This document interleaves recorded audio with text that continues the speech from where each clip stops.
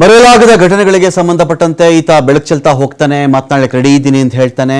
ನಾನು ಹೆಸರು ಹೇಳ್ತೀನಿ, ನೀವು ತನಿಖೆ ಮಾಡಿ, ನಾನು ಜಾಗ ತೋರಿಸ್ತೀನಿ, ನೀವು ಬಂದು ಅಗದು ನೋಡಿ ಅಂತ ನೇರವಾಗಿ ಹೇಳ್ತಾ ಇದ್ದಾನೆ ಆ ಮನುಷ್ಯ. ಬಟ್ ಪೊಲೀಸರ ಅರ್ಜೆನ್ಸಿ ಇಲ್ಲಿವರೆಗೂ ಹೇಗಿತ್ತು ಅಂದರೆ, ಇವನು ಹೇಳಿದ ಜಾಗದಲ್ಲಿ ಅಗಿಯೋಣ, ಅಲ್ಲಿ ಬಾಡಿ ತೆಗಿಯೋಣ, ಅದ್ರ ಬಗ್ಗೆ ಇರಲಿಲ್ಲ. ಇವನಿಗೆ ಬ್ರೈನ್ ಮ್ಯಾಪಿಂಗ್ ಮಾಡಿಬಿಡೋಣ. ಯಾವ ಕೇಸಲ್ಲಿ ಮಾಡ್ತಾರಪ್ಪ? ಒಂದು 10 ಮರ್ಡರ್ ಆಗಿದೆ, ಒಂದು 5 ಮರ್ಡರ್ ಆಗಿದೆ, ಒಂದು ಮರ್ಡರ್ ಆಯಿತು ಅಂದಾಗ ಯಾವ ಕೇಸ್ ಮಾಡಿದ್ರಿ ನೀವು? ಆ ಥರ ಮರ್ಡ್ರ್ ಮಾಡಿದ್ದೀನಿ ಅಂತ ಹೇಳಿದವನಿಗೆ, ಮರ್ಡ್ರ್ ಮಾಡಿದ್ದು ನೋಡಿದ್ದೀನಿ ಅಂತ ಹೇಳಿದವನಿಗೆ, ನಾನು ಶವ ಬಿಸಾಡಿದ್ದೀನಿ ಅಂತ ಹೇಳಿದವನಿಗೆ, ಶವ ಹೂತಾಕ್ಬಿಟ್ಟಿದ್ದೀನಿ ನಾನು ಅಂತ ಹೇಳಿದವ್ರಿಗೆ, ನಾನೇ ಬಂದು ಮರ್ಡ್ರ್ ಮಾಡಿಬಿಟ್ಟೆ ಅಂತ 3 ಜನ ಒಪ್ಕೊಂಡಾಗ ಬ್ರೈನ್ ಮ್ಯಾಪಿಂಗ್ ಮಾಡಿಬಿಟ್ರಾ? ಎಲ್ಲಿ? ಯಾವುದೊಂದು ಕೋರ್ಟ್ ಆರ್ಡರ್ ತೋರಿಸಿ ನೋಡೋಣ. ಯಾರೂ ಮಾಡಿಲ್ಲ. ಈ ವ್ಯಕ್ತಿ ಕೇಸಲ್ಲಿ ಮಾತ್ರ ಏನು ಮಾಡ್ತಿದ್ದಾರೆ ಅಂದರೆ ಬ್ರೈನ್ ಮ್ಯಾಪಿಂಗ್ ಮಾಡಬೇಕಂತ ಅವನಿಗೆ. ಇದು ಯಾವಾಗ ತೀವ್ರ ಸ್ವರೂಪವನ್ನು ಪಡೆದುಕೊಳ್ತೋ ಆ ನಂತರ ಸರ್ಕಾರ ಈ ಒಂದು ವಿಚಾರಕ್ಕೆ ಸಂಬಂಧಪಟ್ಟಂತೆ SIT ತನಿಖೆಗೆ ಅಸ್ತು ಅಂತ ಹೇಳಿತು. ಈ ಮನುಷ್ಯನಿಗೆ ಕಾಡಿರುವ ಒಂದು ದೊಡ್ಡ ದುರ್ಘಟನೆ ಅಂದರೆ 2010ರಲ್ಲಾಗಿರ್ತಕ್ಕಂಥ ಘಟನೆ. ಕಲ್ಲೇರಿ ಅಂತ ಹೇಳಿ ಒಂದು ಪೆಟ್ರೋಲ್ ಬಂಕ್ ಇದೆ. ಅಲ್ಲಿ ಬಂಕ್ನಿಂದ 500 ಮೀಟರ್ ದೂರದಲ್ಲಿ ಶವ. ಆ ಪೆಟ್ರೋಲ್ ಬಂಕಿಂದ 500 ಮೀಟರಿಂದ ಅರ್ಧ ಕಿಲೋಮೀಟ್ರು ಅಷ್ಟು ದೂರದಲ್ಲಿ ಒಂದು ಶವ ಇರುತ್ತೆ. ಆ ಶವಕ್ಕೆ ಅವನು ನೋಡಿದಾಗ ಮಮ್ಮಲ ಮರಗಿಬಿಡ್ತಾನೆ. ಅವನು ಆಕ್ರಂದನ, ಒಂದು ಗೋಳು, ನೋವು. ಯಾಕಂದರೆ ಆ ಒಂದು ಶವ ಇತ್ತಲ್ಲ, 12ರಿಂದ 15 ವರ್ಷದ ಬಾಲಕಿ ಶವ. ಲೈಂಗಿಕವಾಗಿ ಆಕೆಯ ಮೇಲೆ ಆಕ್ರಮಣ, ದೌರ್ಜನ್ಯ ಆಗಿದೆ ಅನ್ನೋದಕ್ಕೆ ಸಾಕಷ್ಟು ಕುರುಹುಗಳು ಅಲ್ಲಿತ್ತು. ಆಕೆಯನ್ನು ಕತ್ತು ಹಿಸ್ಕಿರ್ತಕ್ಕಂಥ ಗುರುತು ಕೂಡ ಇತ್ತು. ಶಾಲಾ ಬ್ಯಾಗ್ ಸಮೇತ ಹೂತು ಹಾಕು ಅಂತ ನನಗೆ ಹೇಳಿದ್ರು. ಶಾಲೆಯ ಬ್ಯಾಗ್ ಸಮೇತ, ಅಂದರೆ ಶಾಲೆ ಹೋಗ್ತಿದ್ದಂಥ ಹುಡುಗಿ, 10ರಿಂದ 12 ವರ್ಷ ಅಂತ ಹೇಳಿದ್ರೆ ಒಂದು 7ನೇ ಕ್ಲಾಸಾ 6ನೇ ಕ್ಲಾಸಾ 8 ಮ್ಯಾಕ್ಸಿಮಮ್ ಇರಬಹುದು. ಆ ಹುಡುಗಿಯನ್ನು ನಾನು ಹೂತು ಹಾಕಿದೆ, ಬ್ಯಾಗ್ ಸಮೇತ ಹೂತು ಹಾಕಿದ್ದೀನಿ ಅಂತ ಆ ಮನುಷ್ಯ ಹೇಳ್ತಾನಲ್ಲ. ಅದು ಹೇಳಬೇಕಾದ್ರೆ ಆ ಮನುಷ್ಯ ಅದು ಯಾಕೋ ಗೊತ್ತಿಲ್ಲ, ಅಂದರೆ ಉಮ್ಮಳಿಸಿ ಬರುವ ದುಃಖವನ್ನು ತಡೆದುಕೊಂಡೇ ಆ ಮಾತು ಹೇಳಿದ ನಾವು.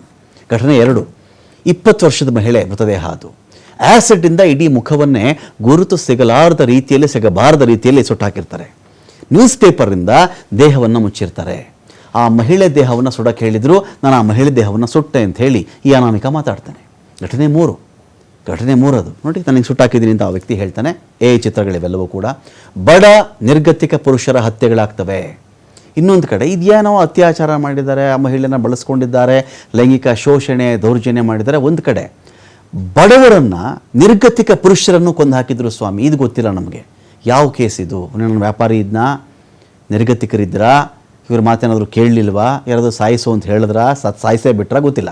ನನ್ನ ಸಮ್ಮುಖದಲ್ಲಿಯೇ ಭಿಕ್ಷುಕರ ಕೊಲೆಗಳಾಗಿದೆ. ಕೊಠಡಿಯ ಕುರ್ಚಿಗಳಿಗೆ ಕಟ್ಟಿ ಹತ್ಯೆ ಮಾಡಿದ್ದಾರೆ. ಟವಲ್ ಬಳಸಿ ಉಸಿರುಗಟ್ಟಿಸಿ ಕೊಲೆ ಮಾಡಿದ್ದಾರೆ. ಕಾಡಿನಲ್ಲಿ ಇಂತಹ ನಿರ್ಗತಿಕರ, ಬಡವರ, ಭಿಕ್ಷುಕರ ಶವಗಳನ್ನು ನಾನೇ ಮುಚ್ಚಿದ್ದೀನಿ.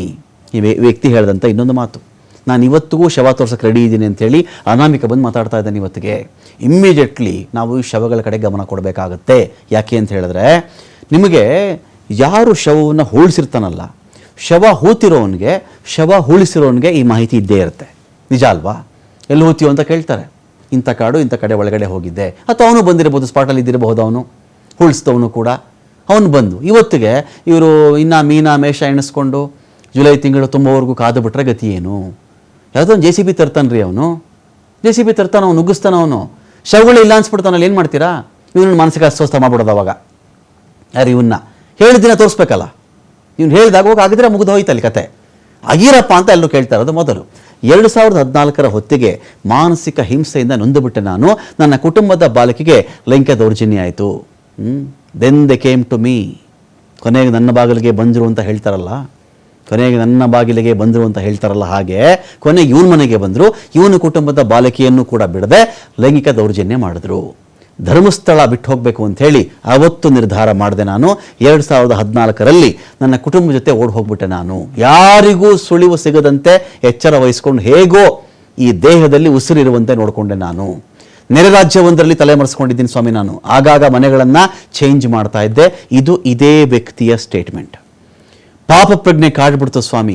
10-12 ವರ್ಷದ ಮಕ್ಕಳು, 20 ವರ್ಷದ ಹೆಂಗಸರು, ಯಾರೋ ಬಡವರು, ಭಿಕ್ಷುಕರು, ನಿರ್ಗತಿಕರು, ಇಂಥವರ ಹೆಣ್ಣುಗಳನ್ನು ಹೂತು ನಾನೊಂಥರ ಮಾನಸಿಕ ಆಘಾತಕ್ಕೆ ಒಳಗಾಗ್ಬಿಟ್ಟೆ. ಪಾಪ ಪ್ರಜ್ಞೆ ನನ್ನ ಕಾಡ್ತಾ ಇತ್ತು. ಅದರಲ್ಲೇ ಇವತ್ತು ನಾನು ಬದುಕ್ತಾ ಇದ್ದೀನಿ. ನನಗಿನ್ನದರ ಅವಶ್ಯಕತೆ ಇಲ್ಲ. ಏನು ಬೇಕಾದರೂ ಆಗ್ಬಿಡ್ಲಿ ಸ್ವಾಮಿ, ನಾನು ರೆಡಿ ಇದ್ದೀನಿ, ತೋರಿಸ್ತೀನಿ. ಗುಂಡಿಗಳಿವೆ, ಸಮಾಧಿಗಳಿವೆ, ನಾನು ತೋರಿಸ್ತೀನಿ, ಹುಡುಕಿ. ಅದು ನಿಮ್ಮ ಡ್ಯೂಟಿ. ಎಲ್ಲಿ ಹೇಳಬೇಕು, ಯಾರು ಮಾಡಿದ್ರು ಅಂತ ಹೇಳಬೇಕು.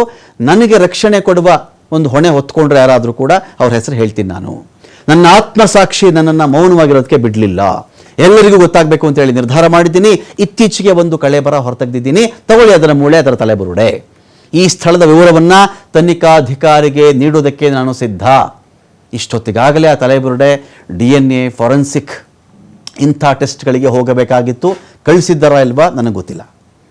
ದೂರಿನೊಂದಿಗೆ ಅದರ ಫೋಟೋ ಸಲ್ಲಿಸ್ತಾ ಇದ್ದೀನಿ. ಯಾವ ಶವ ಹೋತ್ನೋ ಅದರ ಫೋಟೋ ಇದೆ ನನ್ನ ಹತ್ರ. ಸಾಕಲ್ಲ, ಬಿಡುಗಡೆ ಮಾಡಿ ಆ ಫೋಟೋನ, ತನಿಖೆ ಮಾಡಿ, ಪಾಲಕರನ್ನ ಹುಡುಕಿ, ಈ ವ್ಯಕ್ತಿ ಹೇಳ್ತಿರೋ ಡೇಟ್ಗೂ ಯಾರು ಶವ ಹೋತಿದ್ನೋ ಆ ಶವ ಯಾರ್ದಾಗಿತ್ತೋ, ಯಾವತ್ತು ಅವ್ರು ಕಾಣೆ ಆದ್ರೋ ಅಥವಾ ಸತ್ತು ಹೋಗಿದ್ದಾರೆ ಅಂತ ಮನೆಯವ್ರಿಗೆ ಅನಿಸಿದ್ಯೋ, ಕರೀರಿ ಅವ್ರನ್ನ, ಗುಪ್ತವಾಗಿ ಕರೀರಿ. ಏನು ಮಾಧ್ಯಮಕ್ಕೆ ನಮ್ಗೆ ತೋರಿಸ್ಬೇಕು ಅಂತ ನಾವು ಕೇಳ್ತಾ ಇಲ್ಲ. ಇಲ್ಲಿ ಕರೀರಿ, ಕೂರಿಸ್ಕೊಳ್ಳಿ. ಹೂತಿಟ್ಟ ಶವಗಳ ಸ್ಥಳ ತೋರ್ಸಕ್ಕೆ ನಾನು ರೆಡಿ ಇದ್ದೀನಿ ಅಂತ ಮನುಷ್ಯ ಮಾತಾಡ್ತಾ ಇದ್ದಾನೆ. ಇನ್ನೊಂದು ಕಡೆ ಹೆಸರು ಹೇಳಕ್ಕೆ ನಾನು ರೆಡಿ ಆಗಿದ್ದೀನಿ ಸ್ವಾಮಿ, ನನಗೆ ರಕ್ಷಣೆ ದೊರೆತ ಕೂಡಲೇ ಹೆಸರು ಬಹಿರಂಗ ಮಾಡ್ತೀನಿ ನಾನು. ಈಗ ನಂಗೆ ಶವ ತೋರಿಸ್ತಾ ಇದ್ದೀನಿ, ಗುಂಡಿ ತೋರಿಸ್ತೀನಿ ನಾನು ನಿಮಗೆ, ಡಿಗ್ ಮಾಡಿ ಅಗಿರಿ, ಅದನ್ನು ತೆಗಿರಿ, ಬಾಡಿ ತೆಗಿರಿ ಅದರಿಂದ. ಆಮೇಲೆ ಅವ್ರ ಕತೆ ನಾನು ಹೇಳ್ತೀನಿ, ಆ ಶವದ ಕತೆ ನಾನು ಹೇಳ್ತೀನಿ ಸ್ವಾಮಿ. ಕೊಲ್ಲಕ್ಕೆ ಯಾರು ಹೇಳಿದ್ರು, ಯಾರು ಕೊಂದ್ರು, ಯಾರು ಹೆಣ ಹೂಳು ಅಂತ ಹೇಳಿದ್ರು, ನಾನು ಆಮೇಲೆ ಹೇಳ್ತೀನಿ ವಿವರಗಳನ್ನು. ಅವ್ರ ಪಾತ್ರದ ಬಗ್ಗೆ ಆಮೇಲೆ ಮಾತಾಡ್ತೀನಿ ನಾನು. ಮೊದಲು ಬಾಡಿ ತೆಗಿರಿ ಅಂತಿದ್ದಾನೆ. ಬ್ರೈನ್ ಮ್ಯಾಪಿಂಗು ಈ ವ್ಯಕ್ತಿಗೆಲ್ಲ ಮಾಡಬೇಕಾಗಿರೋದು. ಇವನೊಂದು ರಕ್ಷಣೆ ಜವಾಬ್ದಾರಿಯನ್ನು ಹೊತ್ಕೊಂಡು ಯಾರು ಕೊಂದಿದ್ರೋ, ಯಾರ ಹೆಸರು ಇವನು ಹೇಳ್ತಾನೋ ಈ ವ್ಯಕ್ತಿ, ಅವ್ರಿಗೆ ಬ್ರೈನ್ ಮ್ಯಾಪಿಂಗ್ ಆಗಬೇಕೀಗ. ಅವತ್ತಿನ ತನಿಖಾಧಿಕಾರಿಗಳಿಗೆ ಬ್ರೈನ್ ಮ್ಯಾಪಿಂಗ್ ಆಗಬೇಕಾಗತ್ತೆ. ಒಂದು ವೇಳೆ ಈ ಮನುಷ್ಯ ಹೇಳ್ತಿರೋದು ನಿಜ ಆದರೆ, ಅವತ್ತು ತನಿಖೆಯಲ್ಲಿ ಇನ್ವೆಸ್ಟಿಗೇಷನ್ ಯಾರು ಇದ್ರಲ್ಲ, ಮೊದಲು ಅವ್ರ ಬ್ರೈನ್ ಮ್ಯಾಪಿಂಗ್ ಆಗಬೇಕು. ನೀವೇನು ಮಾಡಿದ್ರಿ ಅವತ್ತು, ಸುಳ್ಳು ಯಾವುದು ನಿಜ ಯಾವುದು ಅಂಥೇಳಿ ಸುಳ್ಳು ಪತ್ತೆ ಪರೀಕ್ಷೆಯನ್ನು ಅವ್ರಿಗೆ ಮಾಡಬೇಕಾಗುತ್ತೆ. ಕೊಲೆ ಆಗಬಹುದು, ಕಣ್ಮರೆ ಆಗಬಹುದು. ಸುಪ್ರೀಂ ಕೋರ್ಟ್ ವಕೀಲರಿಗೆ ನಾನು ದೂರು ಕೊಟ್ಟಿದ್ದೀನಿ ಸ್ವಾಮಿ ಅಂತ ಹೇಳಿ ಈ ವ್ಯಕ್ತಿ ಒಂದು ಕಡೆ ಮಾತಾಡಿದ್ದಾನೆ. ಹಾಗಾಗಿ ಇಲ್ಲಿ ಮೊದಲು ನೋಡಿ, ನಾವು ಯಾರು ತನಿಖೆಯಲ್ಲಿ ಇಂಥವನೇ ಕೊಲೆ ಮಾಡಿದ್ದಾನೆ ಅಂತ ಅವನ ಹೆಸರು ಮೊದಲೇ ಬರ್ಕೊಂಡು ಆ ವ್ಯಕ್ತಿ ಕಡೆಗೆ ಎಲ್ಲ ದಿಕ್ಕುಗಳಿಂದನೂ ತನಿಖೆ ಬರುವಂತೆ ತನಿಖೆ ಮಾಡ್ತಕ್ಕಂಥ ಅವಶ್ಯಕತೆ ಇಲ್ಲ. ತನಿಖೆ ಮಾಡಿ ಯಾವ ವ್ಯಕ್ತಿ ಕಡೆಗೆ ತನಿಖೆಯ ದಾರಿ ಹೋಗಿ ನಿಂತ್ಕೊಳ್ಳುತ್ತೋ ಅವನನ್ನು ಬಂಧಿಸಿ. ಮೊದಲೇ ಯಾರೂ ಸರ್ಟಿಫಿಕೇಟ್ ಕೊಡಬೇಡಿ. ಯಾರ ಬಳಿಯೂ ಲವಲೇಶದ ಸಾಕ್ಷ್ಯ ಈ ಅನಾಮಿಕ ಬಿಟ್ಟರೆ ಇನ್ನೊಬ್ಬನ ಬಳಿ ಇದ್ದಂತೆ ಕಾಣಿಸ್ತಾ ಇಲ್ಲ. ಅಥವಾ ಈ ಅನಾಮಿಕ ಈ ಥರದೊಂದು ದೂರು ಕೊಟ್ಟ ಮೇಲೆ ಸಾಕ್ಷಿಗಳಿರುವವರು ಧೈರ್ಯದಿಂದ ಮುಂದೆನೂ ಬರಬಹುದು. ಹಾಗಾಗಿ ಈ ಪ್ರಕರಣದಲ್ಲಿ ನಿಷ್ಪಕ್ಷಪಾತ ತನಿಖೆ ನಡೆಯಲಿ. ಯಾರನ್ನೋ ಮೈಂಡಲ್ಲಿ ಇಟ್ಕೊಂಡು ಯಾವುದೋ ಒಂದು ವ್ಯಕ್ತಿ ಹೆಸರನ್ನು ಮನಸ್ಸಲ್ಲಿ ಬರ್ಕೊಂಡ್ಬಿಟ್ಟು ಆ ಕಡೆಗೆ ತನಿಖೆ ಹೋಗಬೇಕು ಅಂತೇನಿಲ್ಲ. ಈ ಮನುಷ್ಯ ಹೇಳಿದಂಥ ಡೆಡ್ ಬಾಡಿ ತೆಗೀರಿ, DNA ಕಳಿಸಿ, ಫೊರೆನ್ಸಿಕ್ ಕಳಿಸಿ, ಹೇಳಿದಂಥ ಘಟನಾವಳಿಗಳನ್ನು ಅವಲೋಕನ ಮಾಡ್ಕೊಳ್ಳಿ, ನಾಪತ್ತೆ ಆಗಿರೋ ಕಂಪ್ಲೇಂಟ್ ಎಲ್ಲ ಇದೆಯಾ ಚೆಕ್ ಮಾಡ್ಕೊಳ್ಳಿ. ಚೆಕ್ ಮಾಡಿಕೊಂಡ ಮೇಲೆ ಆ ನಂತರ ಅವ್ರನ್ನ ಬಂಧಿಸಿ ವಿಚಾರಣೆ ಮಾಡಿ ಕೋರ್ಟ್ಗೆ ಚಾರ್ಜ್ ಶೀಟನ್ನು ಹಾಕಿ.